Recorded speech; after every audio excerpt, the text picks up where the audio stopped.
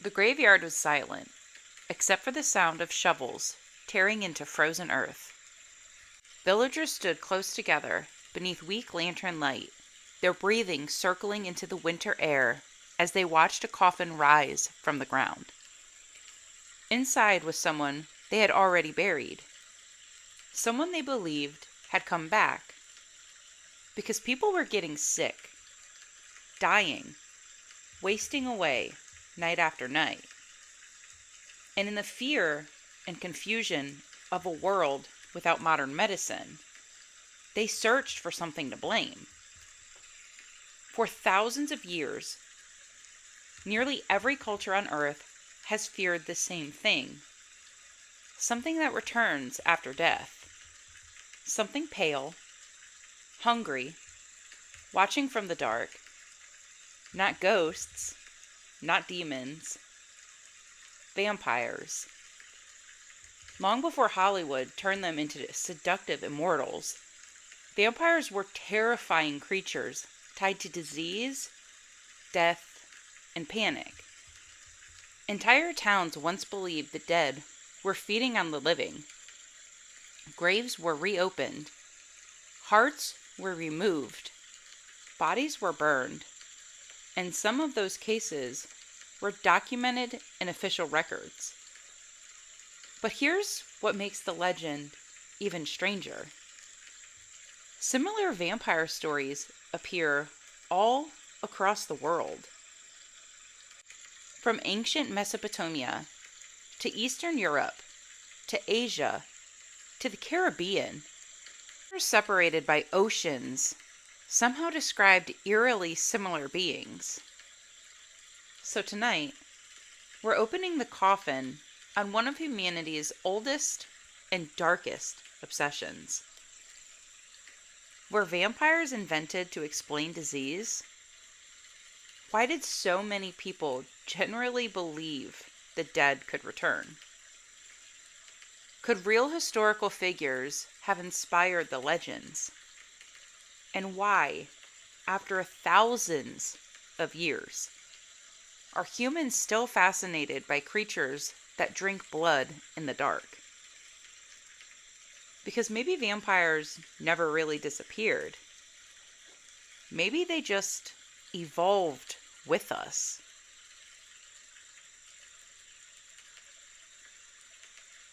Welcome back to Hexes, Haunts, and Howls. I'm your host, Cupcake. Today is episode 14 of the Cryptid Files, a series where we explore the creatures that lurk on the edges of folklore and fear. Tonight's episode is one people have feared for centuries. Vampires. Not the glittering movie versions. Not just capes and castles. Not just Dracula. We're talking something far older. Because vampire legends existed long before modern horror ever touched them. In fact, stories about blood-draining entities appear in cultures all across the world. And that is part of what makes vampires so different from other monsters. Most creatures belong to one region, one culture, one tradition. But vampires seem universal. Almost every civilization has created stories about something that feeds on human life after death. Something unnatural. Something that refuses to stay buried. And unlike creatures that lived only in mythology, people generally believed vampires were real. Entire communities once dug up graves searching for evidence. Families accused dead relatives of feeding on the living. Officials documented supposed vampire attacks in government reports. That fear was real. Which raises a terrifying question. Why? Why does this legend appear again and again throughout human history? Was it superstition? Religious fear? Disease? Mass hysteria? Or did ancient people witness something they couldn't explain? Tonight, we're tracing the vampire myth from its earliest origins to the modern world, exploring the folklore, the panic, the historical cases, and the psychology behind one of humanity's oldest nightmares. So dim the lights, lock the doors, and maybe don't look too long into the darkness outside your window. Because tonight, we open the coffin.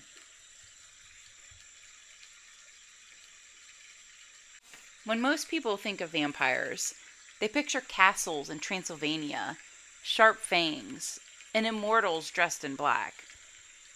But the origins of vampire legends are far older than that. To find the first true vampire-like creatures, we have to go back thousands of years to some of the earliest civilizations on Earth. And what's fascinating is the first vampires weren't charming aristocrats. They were terrifying spirits blamed for disease, death, infertility, and the horrors people couldn't explain. Some historians trace vampire mythology all the way back to ancient Mesopotamia, one of the world's oldest civilizations. This region, located around modern-day Iraq, gave rise to some deeply unsettling entities. Among them were spirits known as the Lilitu. The Lilitu were associated with darkness, storms, seduction, and feeding on human life force. Ancient texts describe them as dangerous night entities that preyed upon vulnerable people while they slept. And then, there was one of the most feared figures in Mesopotamian mythology, Lamashtu. Lamashtu was believed to attack pregnant women and infants.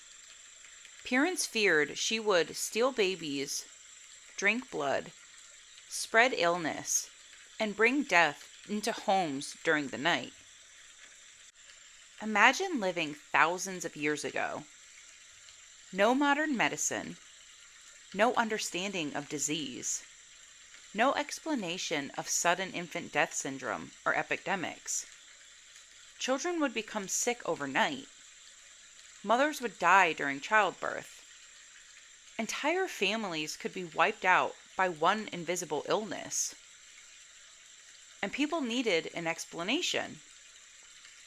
So they imagined creatures lurking in the darkness, feeding on human life itself. That idea becomes incredibly important later in vampire folklore. Not just blood drinking, but life draining.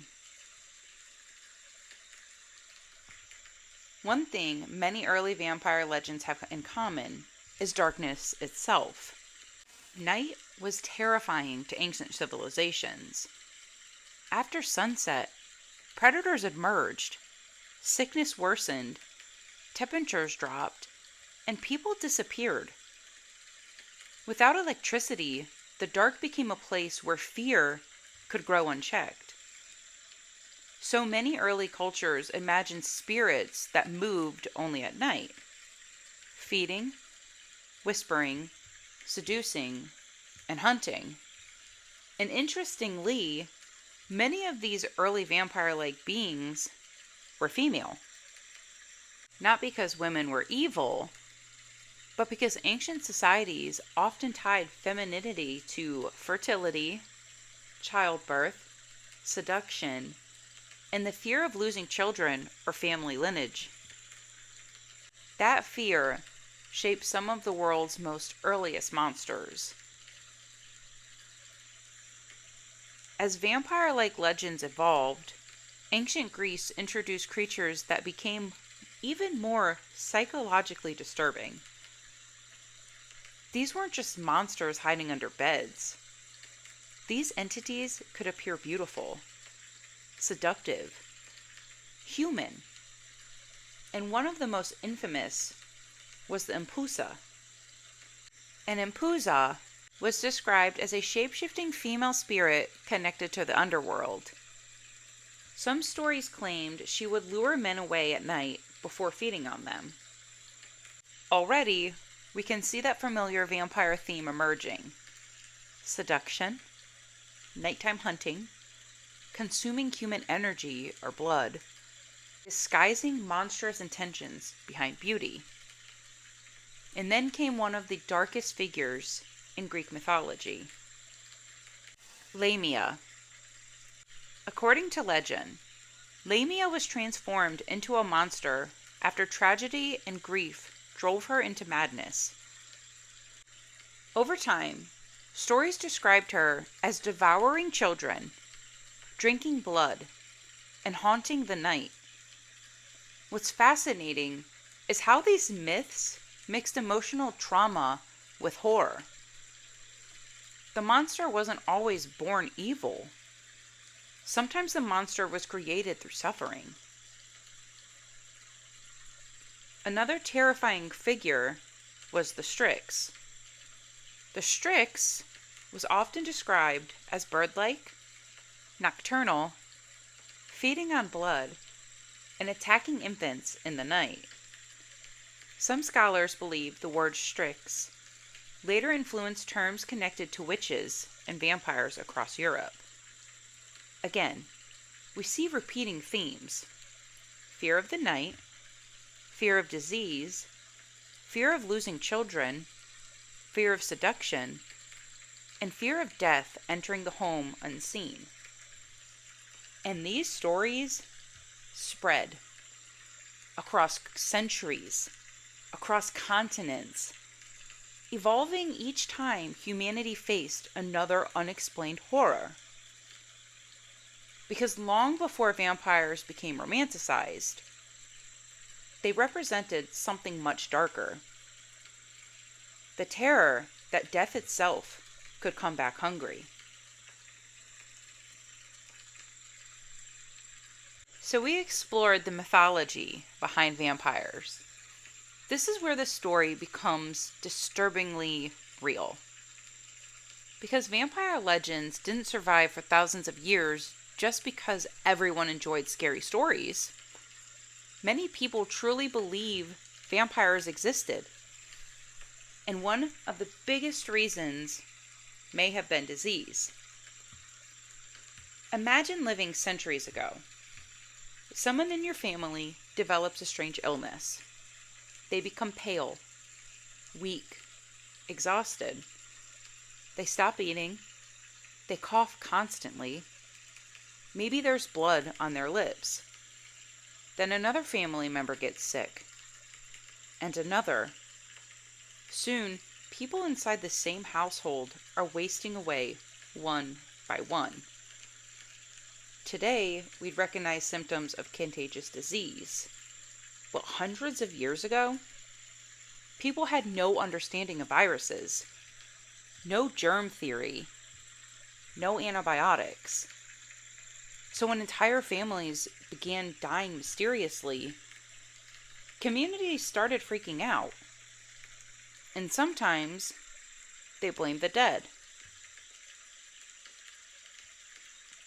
One disease that appears again and again in vampire history is tuberculosis.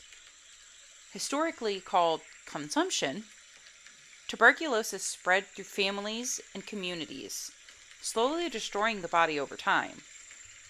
Symptoms would include pale skin, extreme weight loss, weakness, coughing blood, sunken eyes, and exhaustion.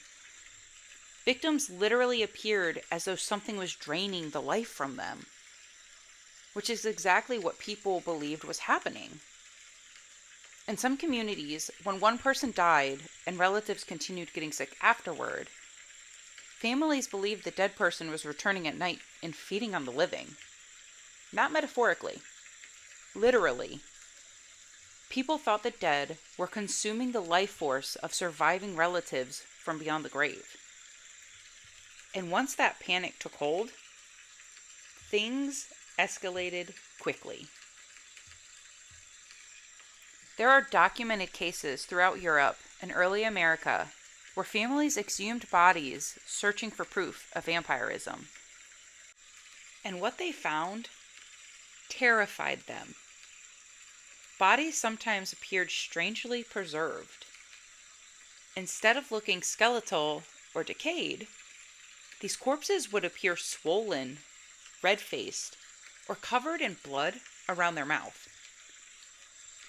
To frightened villagers, it looked like the body had recently fed.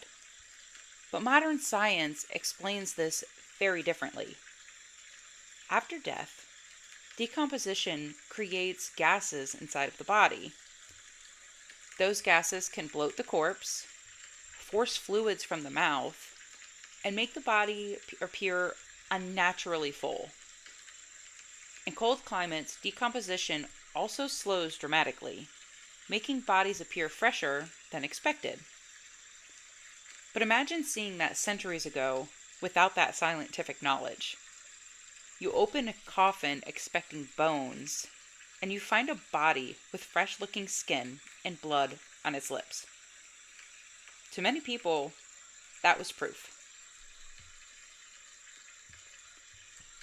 One of the most common vampire signs was the belief that corpses continued growing after death. Villagers claimed the fingernails got longer, hair kept growing, and teeth became more visible. But this also has a scientific explanation. After death, skin begins drying and shrinking. As the skin retracts, nails appear longer, hair appears more exposed, and teeth become more pronounced. The body wasn't growing, it was decomposing. But without understanding how decomposition works, people interpreted normal post-mortem changes as evidence that the corpse was still somehow alive, or undead. Another disease historians connect to vampire panic is rabies. Rabies can cause symptoms that sound eerily similar to vampire folklore. Aggression, biting behavior, sensitivity to light, difficulty with water, and violent agitation. Some researchers believe outbreaks may have been contributed to vampire legends in part of Europe, especially because rabies spread through bites. That detail alone likely intensified fear. A person bitten by something sick could later become aggressive themselves. To ancient communities, it may have looked like a curse spreading from victim to victim, almost like an infection through vampirism. Then came the plague outbreaks. Entire towns were overwhelmed by death. Mass graves became common. Bodies piled up faster than they could be buried. And when fear dominates society, people start searching for explanations, especially supernatural ones. During times of disease and chaos, rumors spread quickly. Graves disturbed at night, strange figures seen wandering, bodies refusing to decay properly, and livestock dying mysteriously. In reality, fear and grief were colliding with a lack of scientific understanding. But emotionally, people needed something tangible to blame. And vampires became the perfect monster. Because vampires explained something terrifying. Why healthy people suddenly became weak, why illness suddenly spread through families, and why death sometimes seemed contagious. What makes vampire history so fascinating is that it sits directly between folklore and science. Today we understand disease transmission, decomposition, infection, and psychology. But for most of human history, people experienced these horrors without these explanations. And honestly, if you had lived centuries ago and opened a grave to find a body swollen with blood all over its mouth, you might have believed it too. If I saw that today with the science, I would believe it. Because vampires weren't created in a vacuum. They were born from humanity trying desperately to understand suffering, disease, and death in a world filled with fear. And sometimes, fear creates monsters powerful enough to survive forever.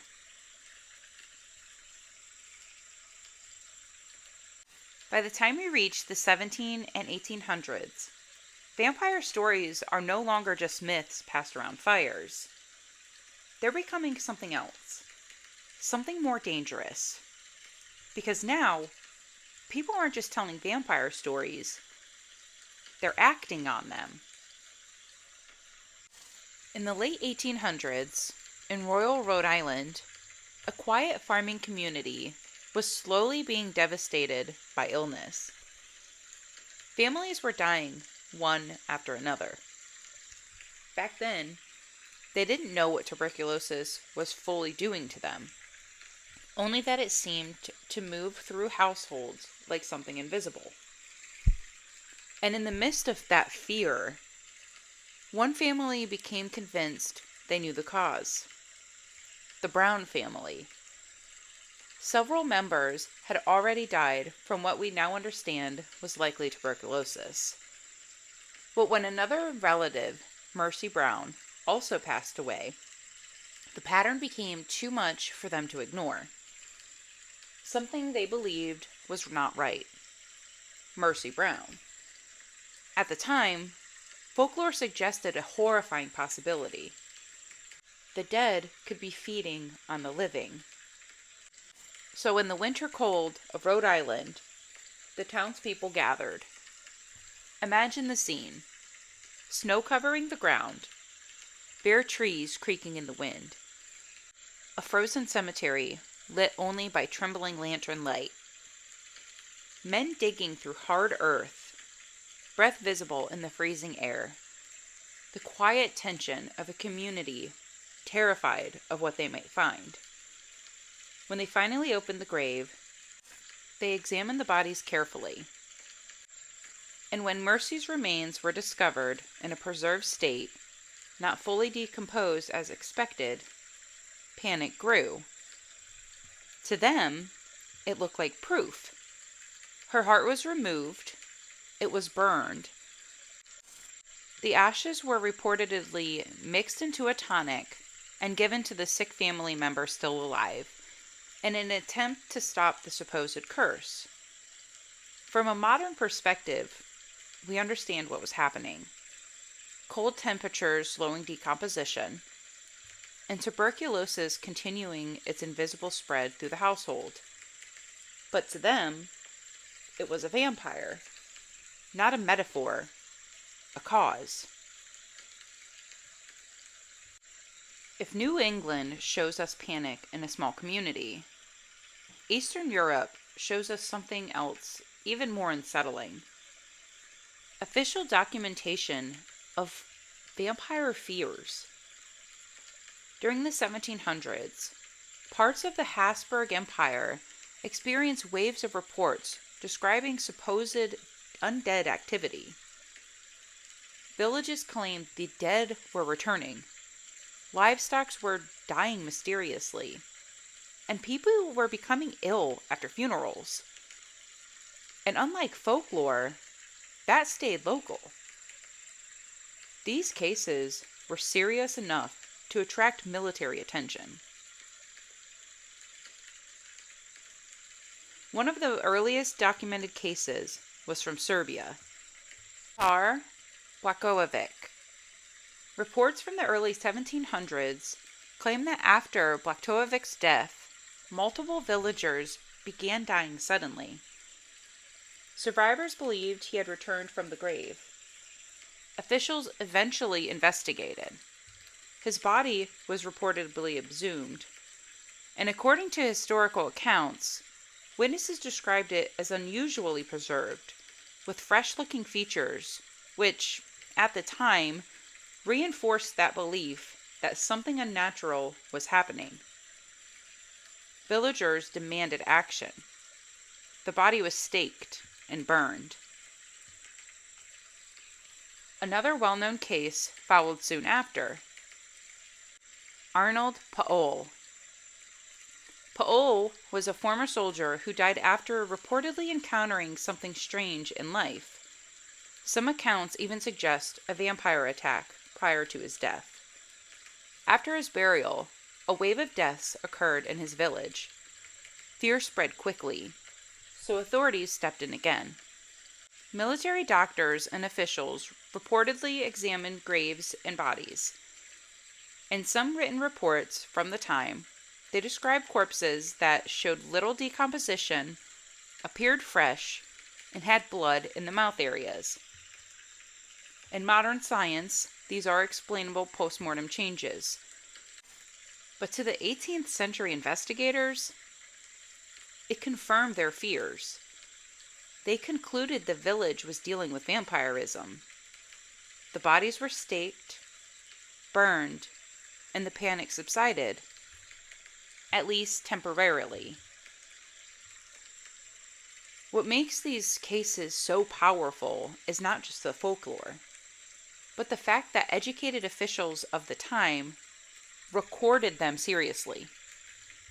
Doctors, soldiers, and government representatives, all trying to explain something that modern science would later understand as disease outbreaks or decomposition processes. But in the moment, they were dealing with something far more emotional than science. They were dealing with fear that death itself was not final. And if the dead could return, then nowhere was truly safe, not even the grave.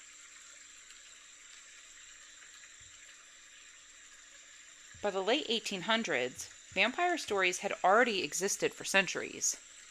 They had been spirits, demons, revenants, disease explanations, graveyard fears, but they were still fragmented, different versions across different cultures. That changes with one book, one author, and one name that would define vampires forever.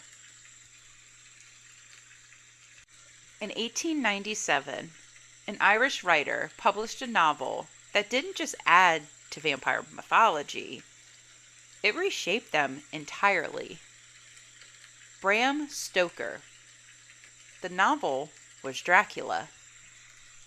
Stoker didn't invent vampires, but he did something arguably more important. He unified them. He pulled from centuries of folklore across Europe and resembled the vampires into a single, recognizable figure. And in doing so, he transformed the vampire from a royal superstition into a global cultural icon. Dracula wasn't built from one idea. He was built from several fears layered together. The first way was folklore and royal horror. Stoker drew from Eastern European legends, stories of the undead, grave disturbances, and disease-linked vampire panics. These older vampires were often decaying, grotesque, animalistic, and tied to plague and death. But Stoker added something new. Dracula wasn't a peasant corpse. He was a noble who was educated, refined, and came from old money. This reflected a very Victorian anxiety. Fear of foreign aristocracy infiltrating British society. The vampire became not just a monster in the graveyard, but a predator moving through high society. Another major shift was psychological. Stoker's vampire wasn't just terrifying, he was alluring. Dracula's world is filled with hypnotic influence, forbidden desire, and intimacy mixed with danger. The vampire becomes a symbol of temptation, something that draws people in willingly. This was a radical transformation. Early vampires were avoided. Now, they were desired. And beneath it all, the older fear remains. Dracula spreads like an infection. His bite transforms victims. His presence weakens others. His influence spreads silently. This reflects lingering Victorian fears about epidemics, blood diseases, and unseen contamination moving through society. The vampire becomes both myth and metaphor for disease itself. Alongside folklore, another figure became linked to Dracula over time: Vlad the Impaler. Vlad III was a real historical ruler of Wallachia in the 1400s. He earned his reputation through extreme brutality in warfare, including mass executions, impalement of enemies, and psychological terror tactics used in battle. His methods were so infamous that stories of his cruelty spread widely across Europe. But here's the important distinction. Vlad the Impaler was not originally a vampire figure.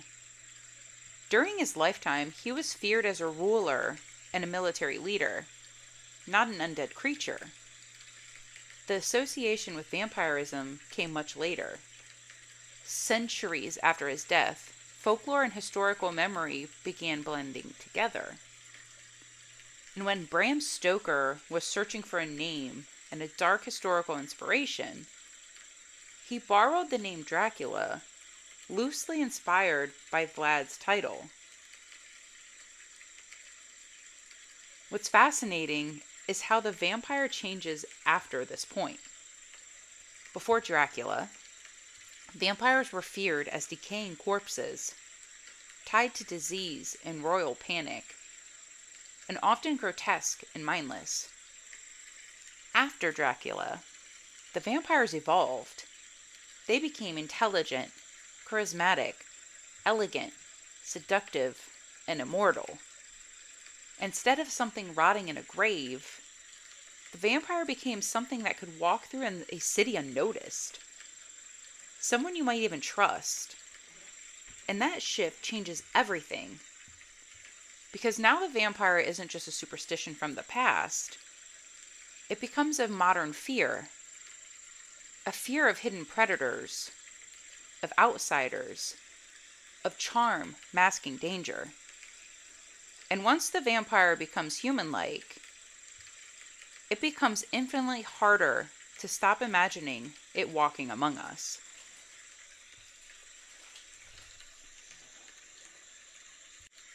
By the time vampire stories spread across Europe and later into modern fiction, something interesting happened.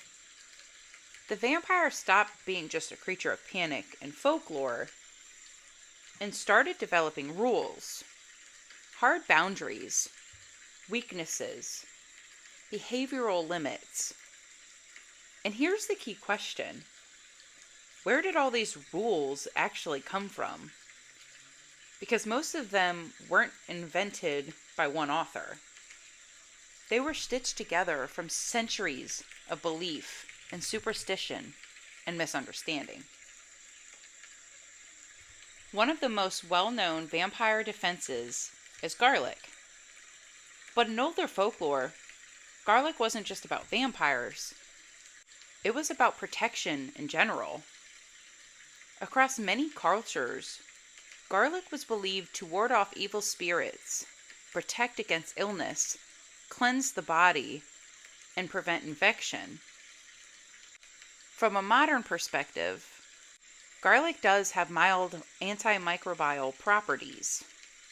So in a world without medicine, It may have been seen as something that repelled sickness itself. And if vampires were originally linked to disease, then garlic naturally becomes part of the defense system.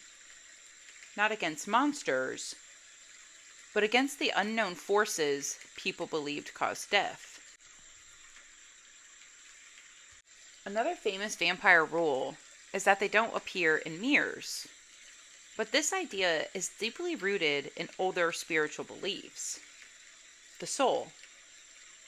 Many cultures believe mirrors don't just reflect the body, but the soul. So a being without a reflection wasn't just invisible in glass. It was something fundamentally disconnected from humanity. Over time, this idea merged with vampire mythology. No reflection equals no soul. No soul equals undead. Undead equals monster. But originally, mirrors weren't about physics. They were about identity. About whether something is still human at all. One of the most violent and iconic vampire traditions is a stake through the heart. But in folklore, this wasn't random brutality. It was symbolic. The heart has long been seen as the center of life, emotion, and the soul's anchor in the body.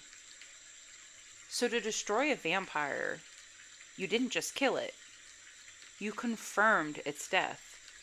You made sure it could not return. In many vampire panic cases, staking was followed by burning, dismemberment, and burial rituals meant to seal the dead. It wasn't just execution, it was closure. A final attempt to restore order in a world that felt like it was slipping into chaos.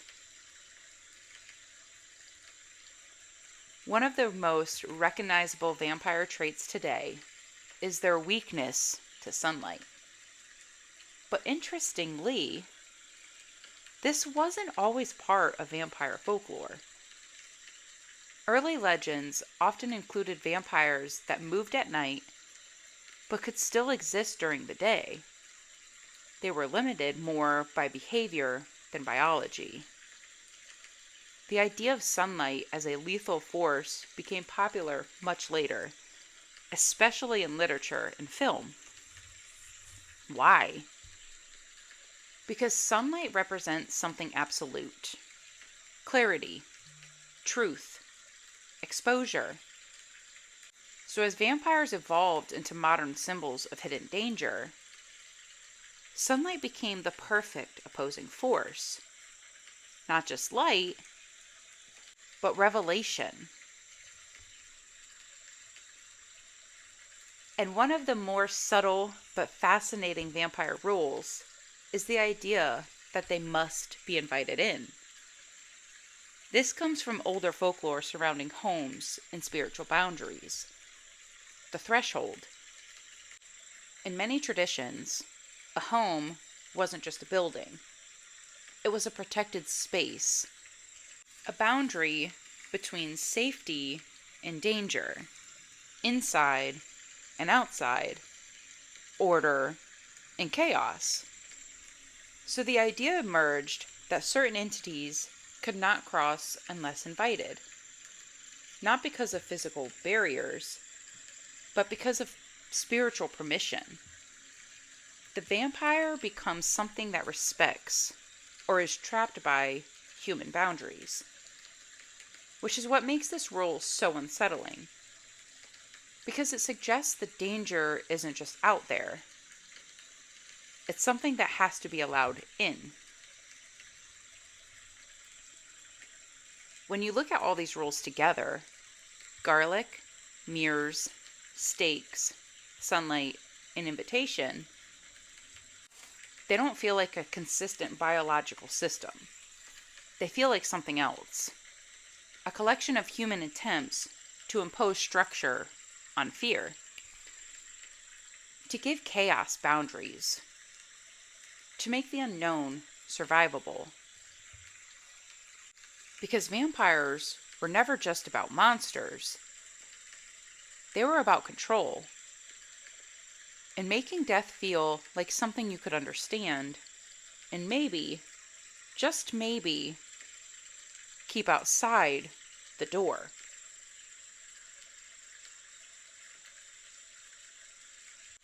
By the time you reach modern era, you'd expect the vampire to fade into fiction. Something left behind in old books, folklore, or horror films. But instead, the vampire didn't vanish, it adapted. Today, there are real communities that identify with vampire mythology in different ways. It's important to be clear here.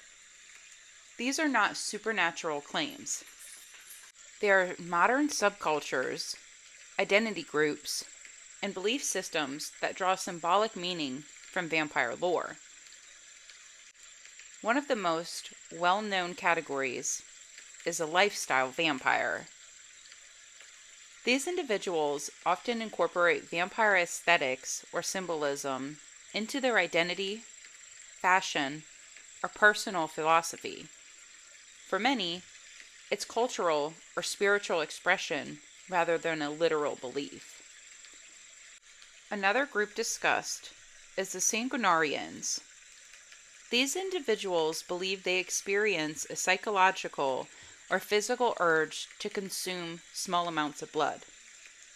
In most documented cases, this is discussed in clinical or psychological contexts, and communities emphasize safety, consent, and health precautions. And then there are energy vampires, a metaphorical term used to describe people who feel emotionally drained by certain social interactions, often framed in spiritual or psychological language rather than anything supernatural.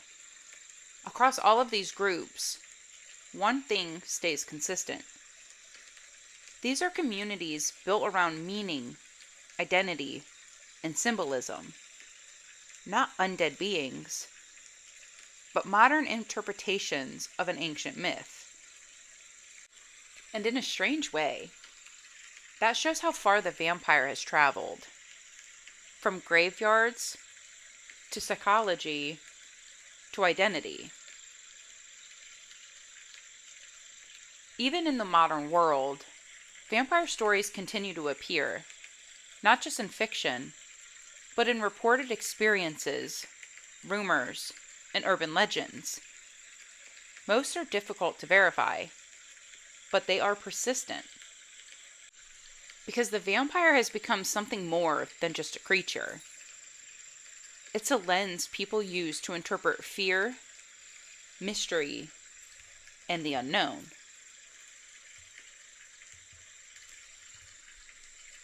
One of the most famous modern vampire cases comes from London in the late 1960s and early 1970s. The Highgate Vampire.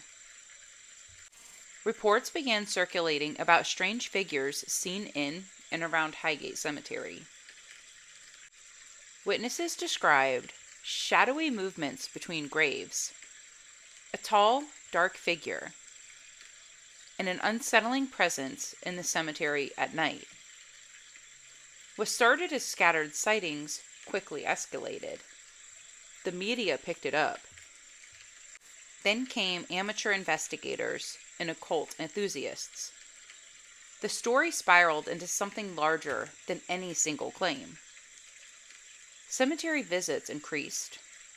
Rumors multiplied. People began actively searching for evidence. And as it often happens in these cases, the line between observation and expectation began to blur. Some investigators claimed they were tracking a supernatural presence. Others believed it was a mass hysteria fueled by media attention. Eventually, the Highgate Vampire became less about a specific creature and more about how fear spreads when enough people start looking for monsters in the dark. Even outside specific legends, vampire mythology continues to show up in real world places and experiences. In cities like New Orleans, vampire lore has blended into tourism, storytelling, and local myth, fueled by centuries of folklore, literature, and pop culture. In Romania, vampire mythology is heavily tied to historical landscapes and castles, especially locations associated with Dracula-inspired tourism.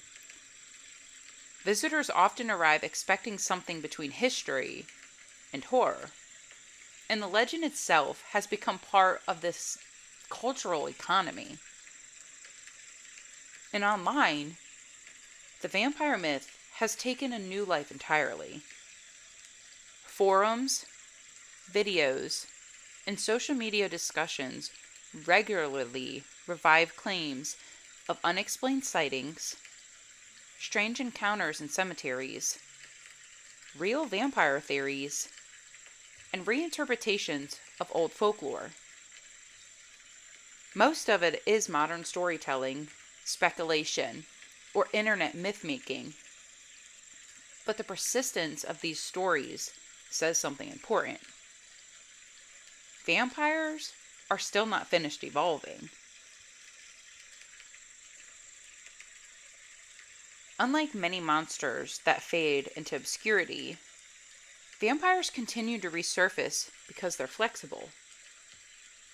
They can represent a fear of strangers, a fear of disease, fear of emotional manipulation, fear of hidden predators, fear of the unknown. And in modern form, they don't always hide in castles or in graves. Sometimes they exist as ideas, sometimes as metaphors, and sometimes as stories people still swear they've seen with their own eyes in the dark.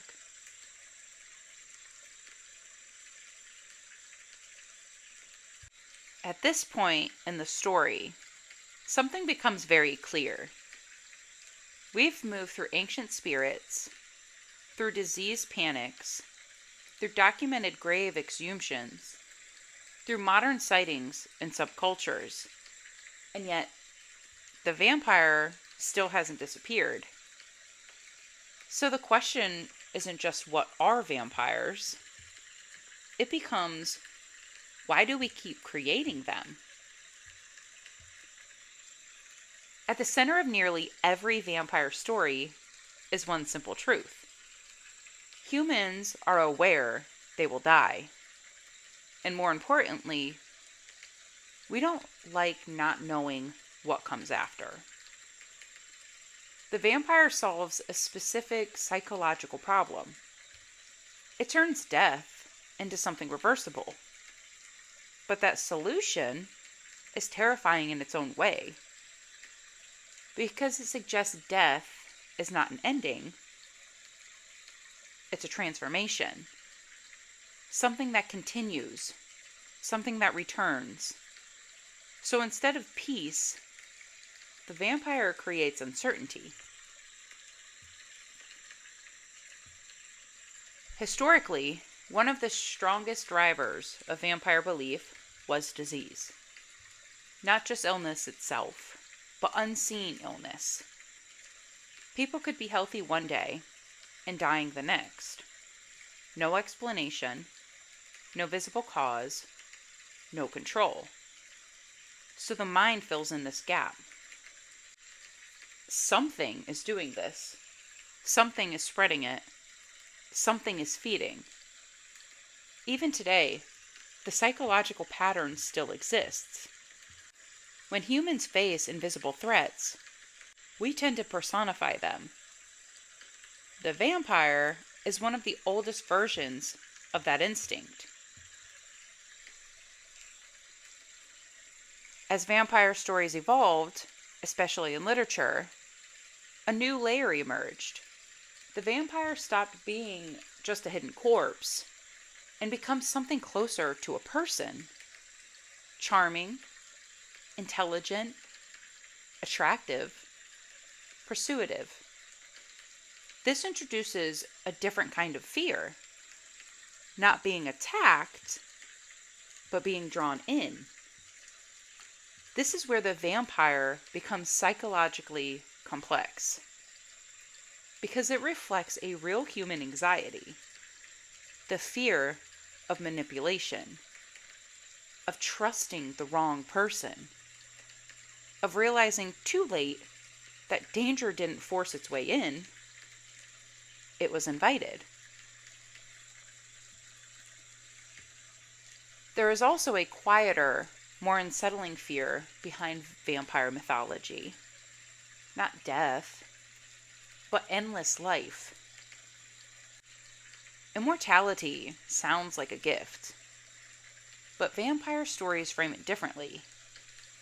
Immortality becomes isolation, emotional detachment, moral decay, watching everyone you love disappear. The vampire doesn't just avoid death, it outlives meaning. And that idea can just be as frightening as dying itself. Across every era of vampire mythology, one theme stays consistent. The idea that something dangerous can look human. This is where the vampire becomes especially modern, because the fear isn't a monster in a graveyard anymore. It's a predator in plain sight. Someone who blends in. Someone who is hard to detect. Someone who operates within social systems. The vampire becomes a metaphor to hidden harm inside familiar spaces. One of the most fascinating things about vampires is how clearly they adapt to the fears of the time. When illness was mysterious and deadly, vampires became explanations for contagion. Bodies, blood, and decay dominated the imagery. The vampire was a walking explanation of epidemic fear. In the Victorian period, vampire stories shifted dramatically. They became more intimate, more psychological, and more seductive. This reflected cultural tension around desire, repression, social rules, and forbidden attraction. The vampire became something that crosses boundaries, physical and moral. In modern storytellings, vampires often resemble powerful individuals, manipulators, emotionally complex figures, or outsiders who integrate into society. The fear becomes less about superstition and more about psychology and trust. Across all these changes, one idea remains consistent. Vampires always reflect what society fears most. When we feared disease, they carried infection. When we feared death, they became undead. When we feared desire, they became seductive. When we feared hidden danger, they became human-like predators. The vampire doesn't stay the same because we don't stay the same. It evolves every time our fear evolves. And that might be one of the most unsettling truths of it all. The vampire is not just a creature from folklore. It is a mirror. And it always reflects us back.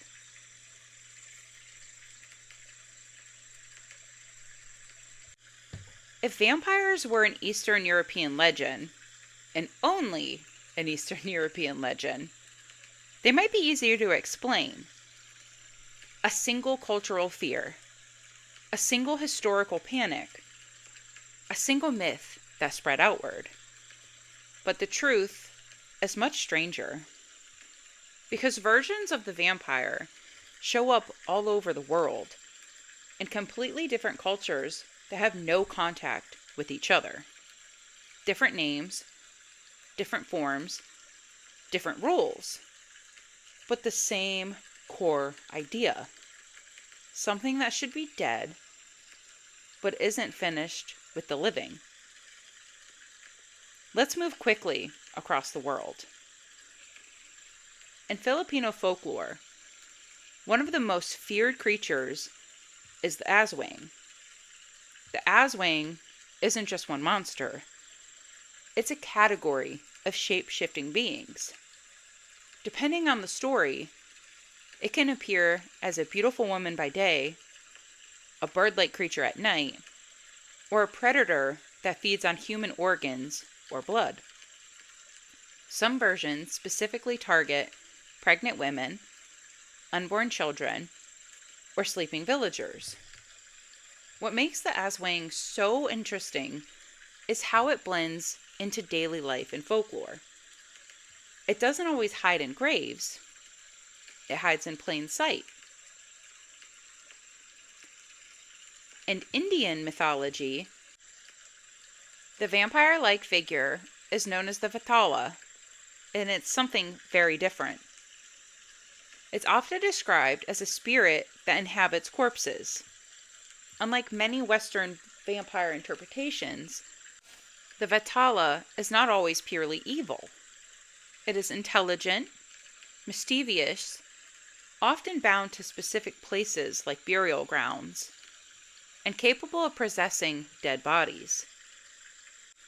Stories often included kings or travelers encountering Vatalas in graveyards, where they pose riddles or manipulate the living. This version of the vampire isn't just a predator. It's a consciousness tied to death itself. In Chinese folklore, the vampire takes on a very physical and recognizable form. The Jiangshi.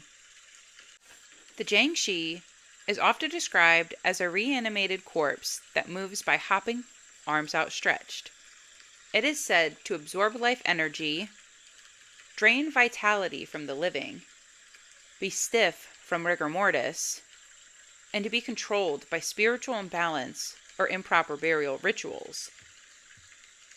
Unlike Western vampires, the Jinsi is less seductive and more mechanical. A body that should not move, but does. It reflects a different cultural fear, not temptation, but disruption of natural order. In Caribbean folklore, the vampire myths take a fiery and unsettling form. The sequoiant is often described as an old woman who sheds her skin at night and transforms into a ball of fire. In this form, she flies through the night sky, enters homes through cracks or keyholes, and feeds on the blood of sleeping victims. What makes this version so haunting is the imagery of transformation. The body is left behind. Something else leaves it behind at night and returns before dawn.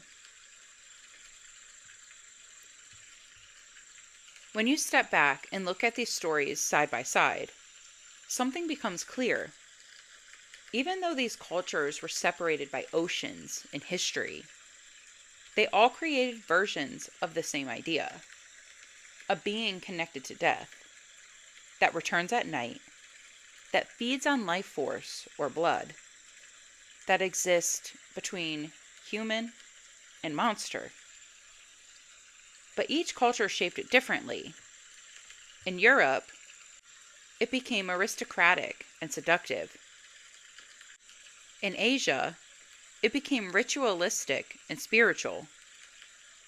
In the Caribbean, it became transformational and witch-like. In the Philippines, it became shape-shifting and hidden in society.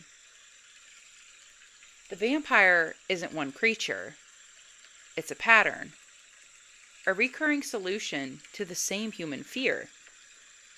What if death isn't the end, but something that comes back? Once you see that pattern, it becomes harder to say vampires belong to just one place in history. Because whether it's a grave in Serbia, a forest in the Philippines, a temple in India, or a village in the Caribbean, the story always comes back to the same fear. Something that should be gone is still out in the dark.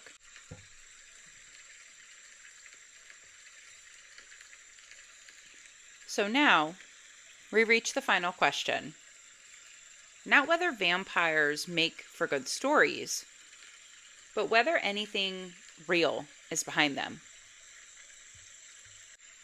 One of the most common explanations proposed for vampire myths is that the early cases were influenced by misunderstood medical conditions.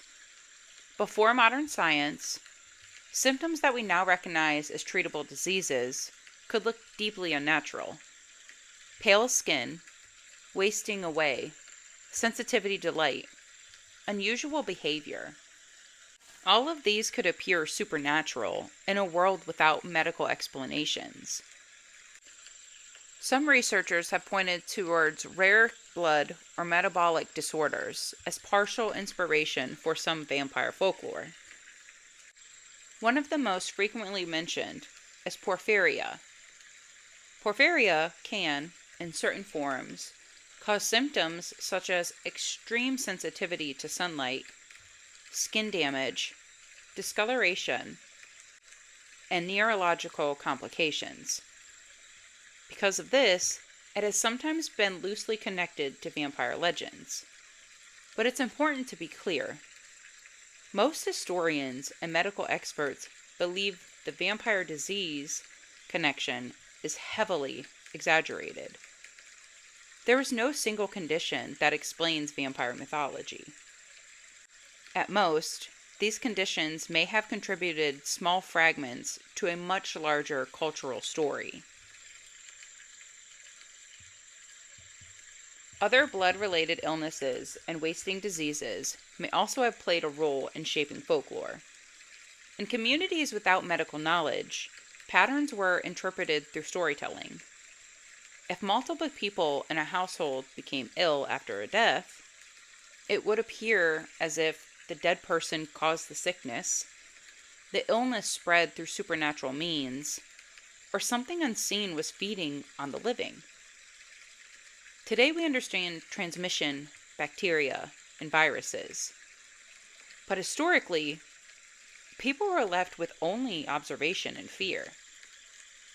And fear often fills in the gaps with narrative.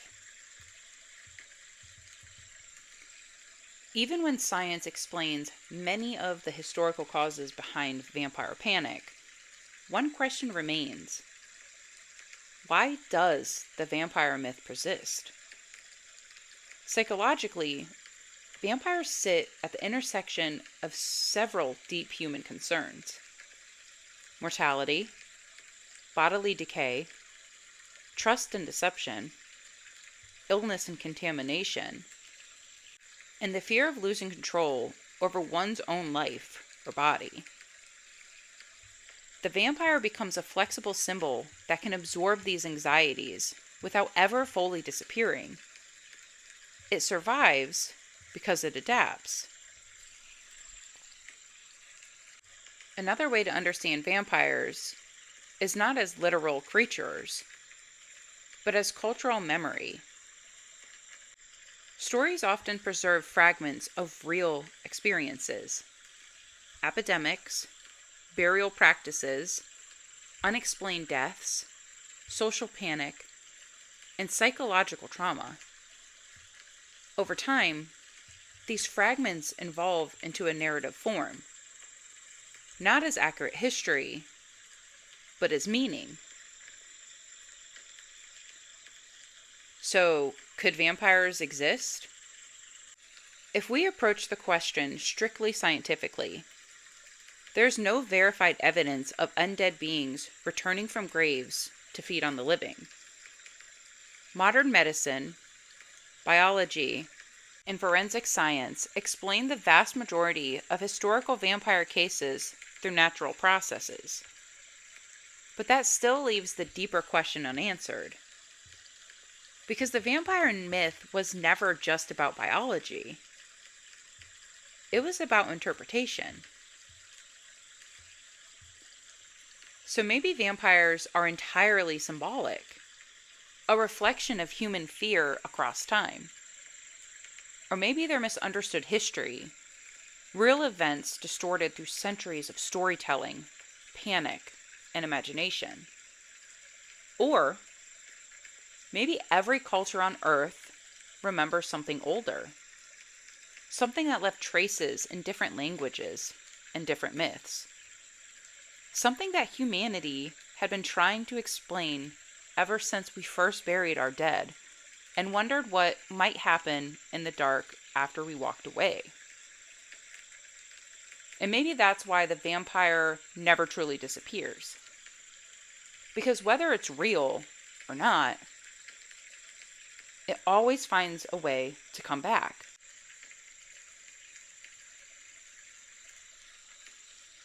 So after everything we've explored tonight, from ancient night spirits to disease-driven panic, to documented grave exhumations, to literary reinvention, to modern sightings and global folklore, we're left in a strange place.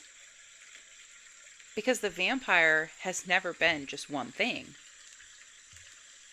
It has been a spirit, a disease explanation, a buried fear, a symbol of seduction and control, a reflection of psychology, and a story that refuses to stay in the past. And maybe that's the real answer hidden in all of this. Whether vampires were born from disease, fear, folklore, or something humanity can't explain, their legend never died. And maybe that's the strangest part of it all. Before I go, I want to hear from you. Have you ever heard a vampire legend from your area? A strange encounter in a cemetery? A story passed down in your family that never quite made sense? Send it in. You can submit your stories to hexes, haunts, and howls at gmail.com. Again, that's hexes, haunts, and howls, all one word, at gmail.com. All stories will remain anonymous. Thank you for listening to Hexes, Haunts, and Howls. I'm your host, Cupcake. Until next time, stay sweet.